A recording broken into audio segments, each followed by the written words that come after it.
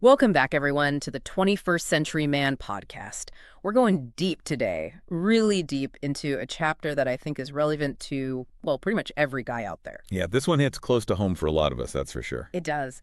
Chapter 11, Coping with a Chronic Lung Condition. And, it's something we often take for granted, right? Breathing. We just do it. Totally. Till you can't. Exactly. And this chapter tackles a pretty serious health challenge, COPD. Chronic Obstructive Pulmonary Disease. It's actually a group of lung conditions, and unfortunately, as we'll discuss, it's a leading cause of premature death, particularly in men. So today we're going to break it all down. What COPD is, the different types, what causes it, the symptoms to watch out for, and most importantly, what you can do to protect yourself. And I really appreciate how this chapter starts. It really grabs your attention right from the get-go. It does. It opens with this really powerful, kind of scary story from a guy named Chris. He describes this sudden episode where he just couldn't breathe. It was terrifying. Turned out it was COPD. And reading his experience, just sitting there and suddenly feeling like he was suffocating, it really hits you like, wow, our lungs are pretty darn important. Yeah, that sudden onset Chris describes is something a lot of folks with COPD experience.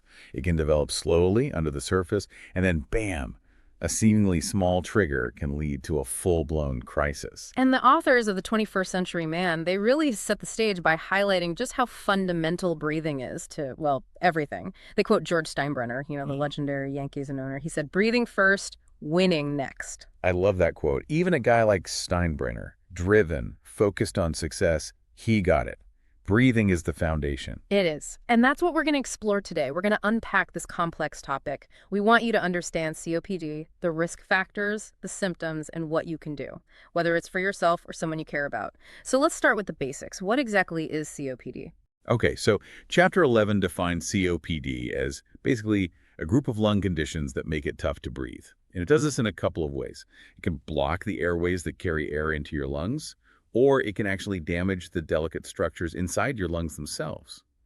And the stats are, well, pretty sobering. It's the fourth leading cause of premature death for men. Yeah, the book also points out that it's a major cause of disability, which really underscores the impact on a man's quality of life. Right. Think about it. Working, staying independent, even enjoying everyday activities, all of that can be seriously affected. And the chapter lays out some pretty stark numbers on life expectancy after a COPD diagnosis. What are those numbers? Well, they say the 5-year life expectancy ranges from 40 to 70%. So only 40 to 70 out of every 100 people with COPD are likely to be alive 5 years later. That's right. It's a chronic disease, meaning it's ongoing, and it's progressive, which means it tends to get worse over time. And right now, there's no complete cure. So treatment focuses on managing those symptoms and slowing down how fast it progresses. Okay. So the book then breaks down the different types of conditions that fall under this COPD umbrella. Can you walk us through those? Sure. The chapter mainly focuses on two: chronic bronchitis and emphysema. Now, chronic bronchitis, that involves inflammation and swelling in your bronchial tubes. Those are the airways that branch out from your windpipe down into your lungs. Yeah, I think I remember that from high school biology. Right. So when those tubes get inflamed, they narrow, and sometimes those smaller passageways in the lungs can even get totally blocked. And that leads to some pretty noticeable symptoms, right? Absolutely. You start coughing a lot and producing more mucus. The body's trying to clear those blockages. And the book says it often leads to difficulty breathing, that feeling like you just can't get enough air. Okay, makes sense. And emphysema, how's that different? So emphysema is about damage to the lung tissue itself. Deep down in the lobes of the lungs, you have these tiny air sacs called alveoli. And the book, it uses this really helpful analogy. It says, imagine healthy alveoli as clusters of grapes. Each one of those tiny sacs is super small, less than 0.2 millimeters. Wow, that's tiny. Right. And those alveoli, that's where the magic happens. That's where oxygen from the air gets transferred into your blood and carbon dioxide goes out. It's all thanks to these tiny blood vessels called capillaries that surround each alveoli. And we're talking like 6 microns wide. A human hair is 70 microns. So when we breathe in smoke, pollution, all that stuff, it can damage these super delicate structures. Exactly. And with emphysema, those alveoli, instead of being nice and grape-like, they get damaged, they lose their elasticity, and they form big, irregular pockets, sometimes even holes in those tiny air sacs. And as you can imagine, that makes it a whole lot harder to get enough oxygen into your blood. Which explains why people with emphysema often feel so short of breath and exhausted all the time. Exactly. So now that we know what COPD is and how it affects the lungs, let's talk about the things that put us at risk. And I think it's safe to say that one risk factor really stands out. You got it. Smoking. Chapter 11 is crystal clear. Smoking is the single biggest risk factor for COPD. It's responsible for the vast majority of cases. They quote some pretty startling stats. 80 to 90% of people diagnosed with COPD over 40 are current or former smokers. And 90% of COPD-related deaths happen in that same group. It's not just about how many cigarettes you smoke either. Nope. The more you smoke and the longer you smoke, the more severe those COPD symptoms are likely to be. And it's not just cigarettes either. Pipes, cigars, even marijuana overuse, all of that can contribute. And then there's secondhand smoke. Yeah, the impact on kids especially is pretty concerning. It is. Chapter 11 talks about how children exposed to secondhand smoke are almost twice as likely to develop COPD as adults compared to kids who aren't exposed. It's pretty scary to think about. Definitely. And the chapter also talks about air quality and other environmental factors, which, are becoming a bigger and bigger concern these days. Absolutely. The book points out that constant exposure to bad air, filled with pollution, soot, dust, all those tiny particles, it irritates your lungs, and that can lead to COPD over time.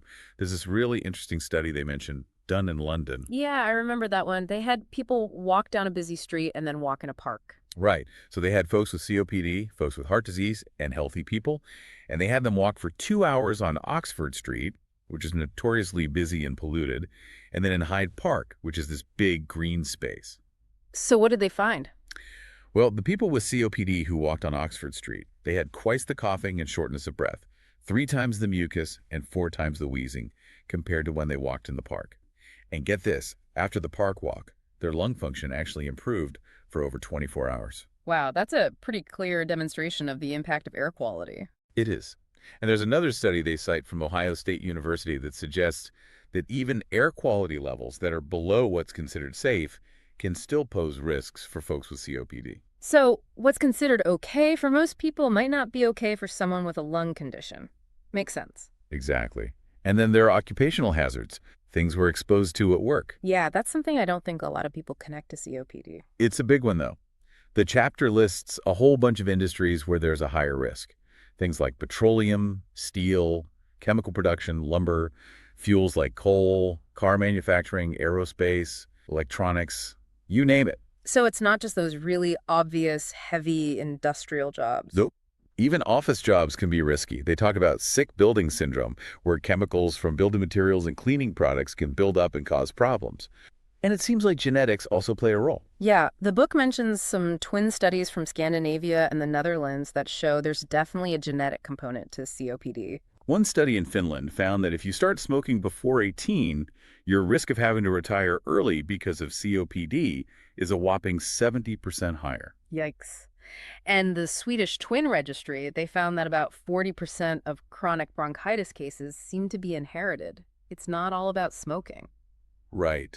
And they list some other factors too, like certain infections that can damage the lungs, having chronic asthma, immune deficiencies, inflammation in the blood vessels. It's a complex picture.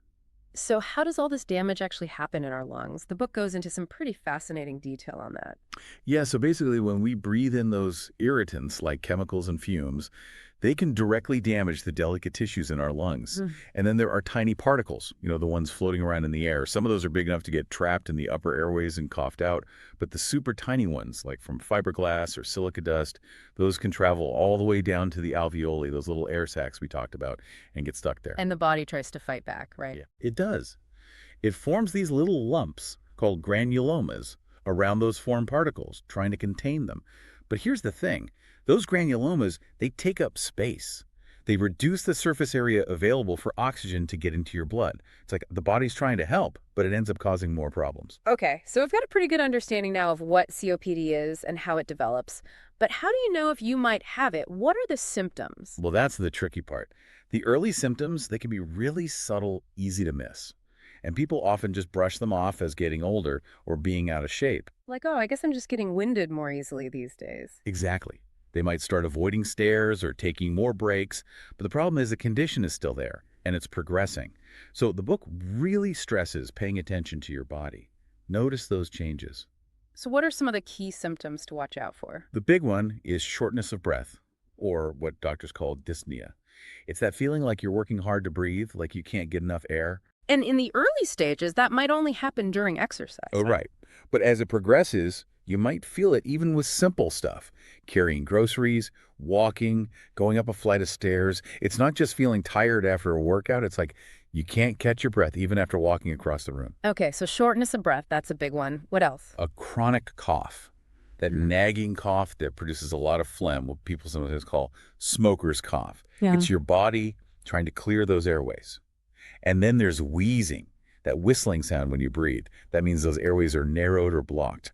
And finally, a feeling of tightness in your chest, like you can't take a full, deep breath. So those are the main symptoms, but the book is careful to point out that not everyone with those symptoms has COPD, and not everyone with COPD has all of those symptoms. Right. So the bottom line is, if you're experiencing any of those things, especially if they're persistent or getting worse, you got to see a doctor. Don't self-diagnose. Get a proper evaluation. Okay, so now for the good news. The book doesn't just lay out the problem, it offers a ton of practical advice on what you can do, both to prevent COPD and to manage it if you've already been diagnosed. And I think the first piece of advice is pretty obvious, but it bears repeating. Quit smoking. Hands down, if you're a smoker, quitting is the single best thing you can do for your lungs, period. And they really encourage people to talk to their doctor. There are medications and therapies that can really help. Don't try to go it alone. Yep, quit smoking. What else? Well, for folks who already have COPD, it's all about preventing those flare-ups. And a big part of that is minimizing exposure to air pollution. Avoid those bad air days. Pay attention to air quality reports. Stay inside when the air quality's bad. Wear a mask if you have to go out. Exactly. And the book talks about avoiding extremes of temperature and humidity, as well as high altitudes. It all affects breathing. And the chapter gives a really helpful list of signs that your COPD might be getting worse, that you might be heading for a flare-up. Yeah, things like coughing more than usual, more wheezing, having to work really hard to breathe, more mucus, changes in the color or thickness of that mucus, unexplained weight loss, swelling in the feet or ankles, fever. Any of those, it's time to see a doctor. And they also list some situations where you need to call 911 immediately. Absolutely. If you're having severe trouble breathing, to the point where you can't walk or talk, if you suddenly feel confused, if your lips or fingers or skin start turning blue, if you're coughing up blood, if you have a high fever with flu-like symptoms, call for help right away. Those are emergencies. Okay, so we've talked about quitting smoking, managing air quality. What about our everyday environments? At work, at home, what can we do? Well, at work, make sure your employer is providing proper protection. Masks, air filtration systems, good ventilation, and avoid dusty environments and secondhand smoke. And when it comes to cleaning at home, the book suggests going for natural cleaning products over harsh chemicals. They're less likely to irritate your lungs. Except for mold. Right. For mold, they say, go ahead and use bleach, but make sure to rinse it well afterwards. And they talk about being careful with fireplaces, campfires, barbecues, and wood-burning stoves.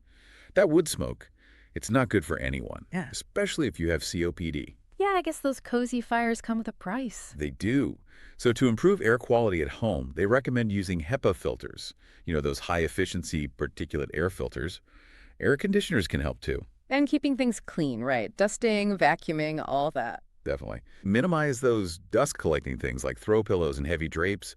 Wash your bedding often in hot water. They even give a recipe for a homemade dusting spray. Nice. What about mold and mildew? They love those damp areas. Yeah, mold is a big problem. Use dehumidifiers and air filters to control moisture. And for areas where mold has already taken hold, like showers or around windows, use diluted bleach and make sure you have good ventilation. Okay, what about diet? Does that play a role? The chapter touches on a few things. They talk about supplements, like multivitamins and vitamins A, C, and D3, but they stress that you should always talk to your doctor before starting any supplements. Makes sense. And then there's this whole section on food sensitivities. The idea that what you eat can actually trigger or worsen your COPD symptoms. They use the example of dairy, which can be a problem for people who are sensitive to lactose or the milk protein casein. Yeah, and there's that story about Tommy who had asthma triggered by sulfur. Right. Tommy had his first asthma attack after a big sulfur release in his neighborhood, and later he realized that eating foods with sulfur preservatives and drinking wine, it would set him off every time. So he really cleaned up his diet, started shopping at farmers markets and buying organic, and it made a huge difference. So what do they recommend? An elimination diet. They mention it, yeah. The idea is to cut out certain foods and see if your symptoms improve.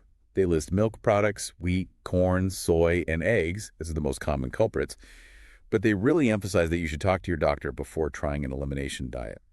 It can be tricky, and you don't want to end up with nutritional deficiencies. Makes sense. Okay, so we've covered a lot of ground. What about staying active? Is that even possible with COPD? It is, and it's important. But the key is to talk to your doctor about what types of activity are safe and appropriate for you. They mention things like gentle stretching, yoga, tai chi, as well as light aerobic exercise like walking, and even modified weight training. And walking seems to have some real benefits, right? Yeah, studies have shown that people with COPD who walk regularly see improvements in their symptoms and lung function. They even cite a study where they gave COPD patients pedometers, and those who used them ended up walking an average of 3,000 more steps per day than those who didn't. So just getting those steps in can make a difference. It can. And then there's yoga. Research shows that yoga can help improve lung function, increase lung capacity, reduce shortness of breath, boost energy levels, and improve breathing control. So yoga is good for the mind and the body. And for the lungs. And they even point to another chapter in the book, chapter 40, which focuses specifically on yoga for men. So we've got a whole chapter on that later on. And finally, they touch on acupuncture. I've heard that acupuncture can be helpful for a lot of things. It can. They reviewed a bunch of studies on acupuncture for COPD, and the majority of them found benefits, things like better exercise tolerance, reduced shortness of breath, improved oxygen levels, and even a reduction in those acute flare-ups. And none of the studies reported any harm from acupuncture. So it's worth exploring, maybe. It could be. Overall, this chapter is packed with information. The authors, Armin Brott and Nancy Fass, they've done a fantastic job. It's clear, it's easy to understand, and it's full of practical advice. I think every guy should read this chapter, honestly. I agree. It's an essential read for any man who wants to take control of his health. And the book as a whole is a fantastic resource for men's health. It's called The 21st Century Man, and we highly recommend checking it out. Absolutely. We hope this deep dive has given you a better understanding of COPD, the risks, the symptoms, and most importantly, what you can do. We've covered a lot, but remember, this is just a starting point.